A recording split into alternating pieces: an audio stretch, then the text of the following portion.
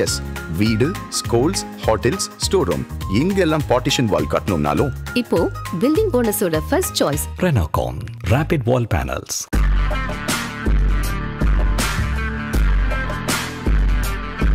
வணக்கம் ஜெயஹிந்த். இன்றைக்கி பாகிஸ்தான் பற்றி ஒரு முக்கியமான அப்டேட் பார்க்க போகிறோம். உலகத்தில் பெண் உரிமை பேசக்கூடிய நாடுகள், பெண்களுடைய முன்னேற்றம் பேசக்கூடிய நாடுகள் ஒரு விதத்தில் ப்ரொஜெக்ட் பண்ணுவாங்க.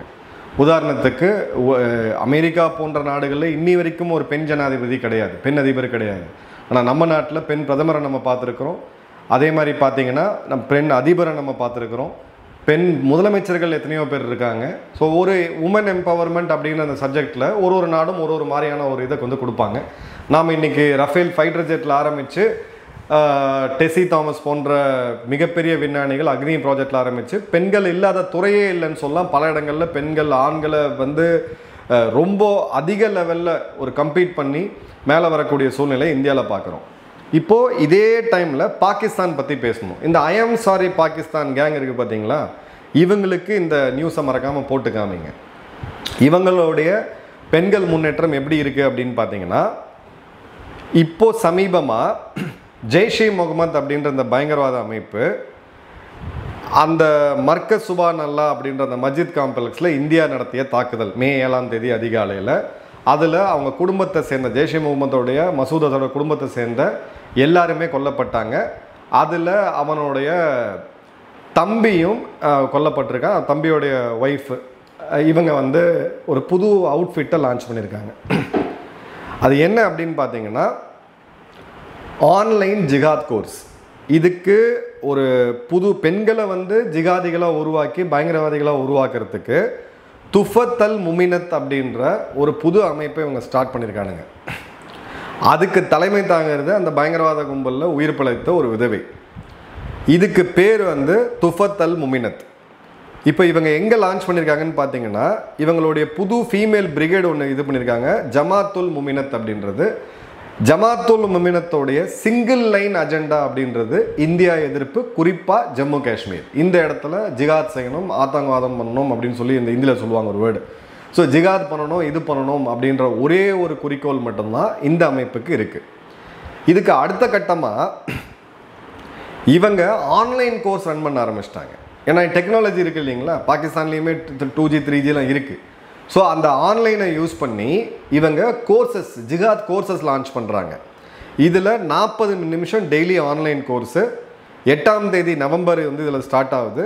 இதில் ஜெய்ஷே முகமதை சேர்ந்த இந்த மத ரீதியான மூடர்கள், பைத்தியக்காரர்கள், பயங்கரவாதிகள் ஆன்லைனில் இவங்களுக்கு ரிலீஜியஸ் டியூட்டிஸ் அண்ட் ஜிகாத்னு சொல்லி இந்த கேஸ் எடுப்பாங்க. மத ரீதியான உங்களுடைய கடமைகள் என்ன, நீங்கள் எதுக்கு ஜிகாத் பண்ணணும், யாருக்கு அகைன்ஸ்டாக ஜிகாத் பண்ணணும்னு சொல்லிட்டு.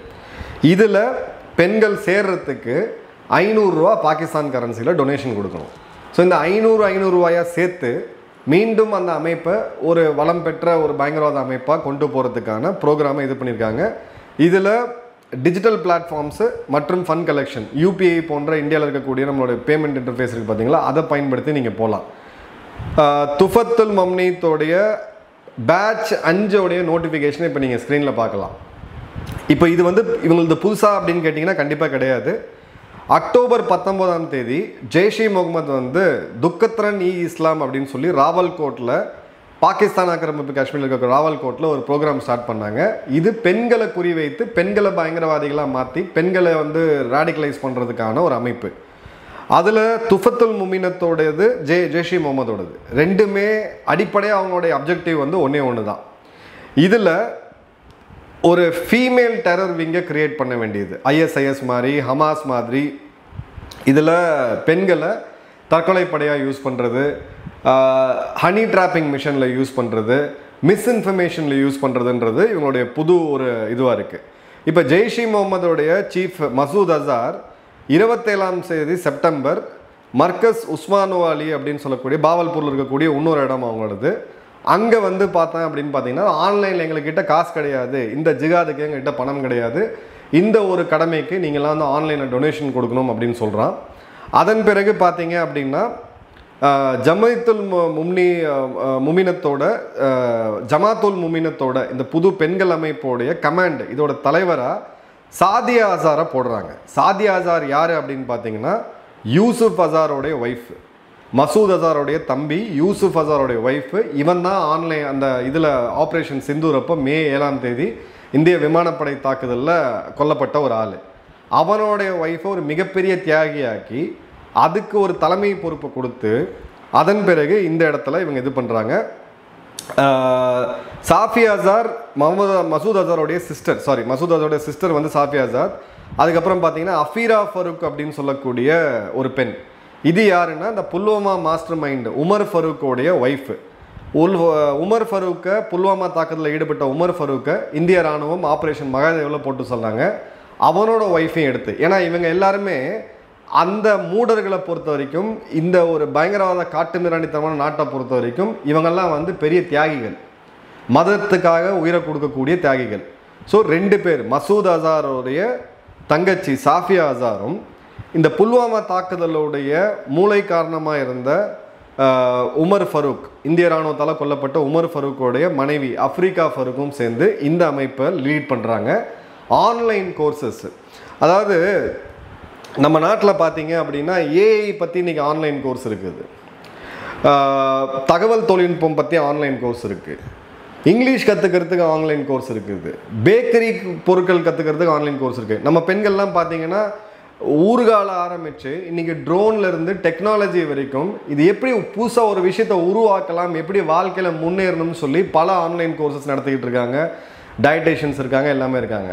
ஆனால் இந்த கேடுகட்ட நாட்டில் பயங்கரவாதத்துக்கு, அதுவும் பெண்களை வைத்து பண்ணக்கூடிய ஒரு பயங்கரவாதத்துக்கு ஒரு புது அமைப்பை உருவாக்கி அதுக்கு ஒரு டிஜிட்டல் பேமெண்ட் சிஸ்டத்தை உருவாக்கி ஆன்லைனில் ஒரு 40 மினிட்ஸ் கோர்ஸை டெவலப் பண்ணி டெய்லி 40 நிமிஷம் நீங்கள் வந்து கேட்டு போங்கன்னு சொல்லி அதை ஆன்லைன் கண்டென்ட்டாக இவங்க டெலிவர் பண்ணுறாங்க. அப்படின்னா நம்ம இந்த சாரி பாகிஸ்தான் கேங்குக்கு வந்து ஒரு விஷயம் புரியணும், நீங்கள் எந்த ஒரு அச்சுறுத்தலை நம்ம இருந்துக்கிட்டு இருக்கோம் அப்படின்றது ஒன்று.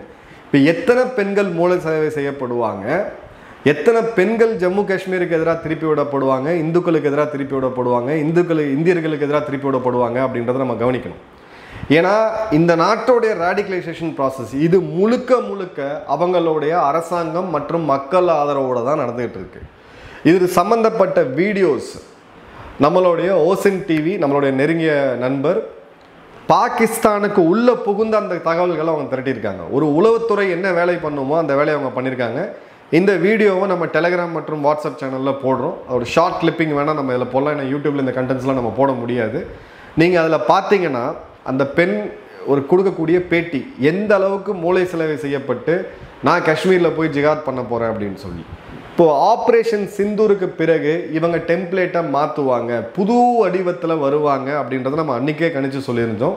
எக்ஸாக்டாக இப்போது ஒரு தாக்குதலில் ஒரு பெண் கொல்லப்பட்டாங்க அப்படின்னா அதுக்கு வந்து சிம்பத்தின்றது வேறு மாதிரி வரும். காஷ்மீரில் அடக்குமுறை, அங்கே இருக்கக்கூடிய பெண்களை இந்திய ராணுவம் கொண்டுட்டாங்கன்ற மாதிரி ஒரு பிம்பத்தை கொண்டு வருவாங்க. ஸோ இவங்களுடைய நாடு திருந்த போகிறது கிடையாது, இந்த நாட்டு மக்களும் திருந்த போகிறது கிடையாது. இந்தியாவுடைய பாதுகாப்பு அமைப்பு, இராணுவம் மற்றும் காவல்துறைக்கு ஒரு புது மாதிரியான ஒரு சவால் அப்படின்றது இன்னைக்கு கண்ணு முன்னாடி நிற்குது. ஒரு புது மாதிரியான ஹைப்ரிட் ஃபார்ம் ஆஃப் பயங்கரவாதம் அப்படின்றது கண்ணு முன்னாடி நிற்குது. அதோடைய ஒரு ஸ்டார்டிங் தான், துவக்கம் தான் நம்ம இங்கே பார்க்குறோம். இதை முளையிலே கிள்ளி எறியணும். இதில் சம்மந்தப்பட்ட இங்கேருந்து யாராவது ஆன்லைனில் இந்த மாதிரியான கோர்சஸ் அட்டன் பண்ணுறாங்களா, இங்கே இருக்கக்கூடியவங்க யாராவது வல்னரபிளாக இருக்காங்களான்றதை பார்த்து அரசு நிச்சயமாக அதை கண்காணிக்கும்னு நான் நம்புகிறேன்.